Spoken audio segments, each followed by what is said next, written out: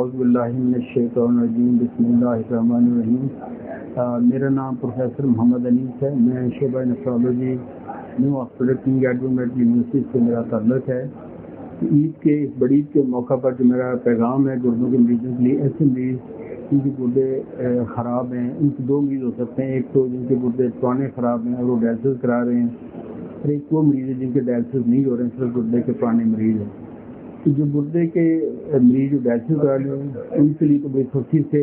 جو گوشت کو اوائڈ کرنا چاہیے، چھوٹا بڑا گوشت دونوں ہی ہیں۔ اور ان لوگوں کو جب ہم جو وائٹ میٹ ہے جس میں چکن ہے، فش ہے، اور ان پروٹین میں چندوں کی سفیدی بھی ہے، وہ الاؤ کرتے ہیں۔ اور جو جن کے ڈائلسس نہیں ہو رہے ہیں، جن کے گردے کے مریض ہیں جس کو ہم کرونک کڈنی ڈیزیز کہتے ہیں، وہ لوگ جو چھوٹا گوشت ہے تھوڑا بہت ہفتے میں 2 دن لے سکتے ہیں۔ اور ان کے ساتھ ساتھ جو ان دنوں میں جو مرغن غذائیں ہیں بہت زیادہ، ان کو بھی اوائڈ کرنا ہے، جن میں نمکیات بہت زیادہ ہوتے ہیں اور جو گھی ہے بہت زیادہ ہوتا ہے، ان چیز دونوں سے اوائڈ کرنا ہے۔ تو نمکیات جب آپ زیادہ لیں گے تو پھر آپ کو پیاس زیادہ لگتی ہے، اور گردے کی بہت ساری بیماریاں ایسی ہوتی ہیں جن میں جو پانی کا اخراج ہے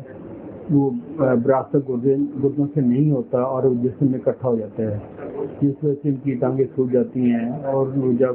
پانی بہت زیادہ پڑ جاتا ہے تو وہ پھیپھڑوں میں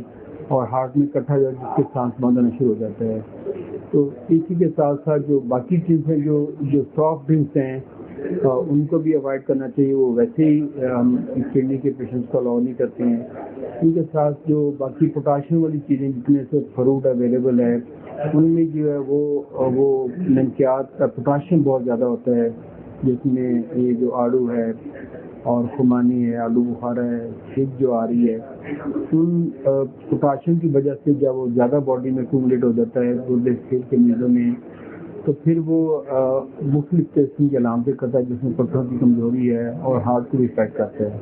تو آپ سے گزارش ہے اسپیشلی جو ہاٹ ویدر میں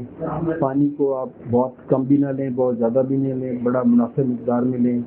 اور گوشت، نمکیات اور چکنائی کو اسے اوائڈ کریں، تاکہ آپ ان جو عید کی خوشیاں ہیں ان کو آپ اچھے طریقے سے اپنی فیملی کے ساتھ انجوائے کر سکیں۔ Thank you very much.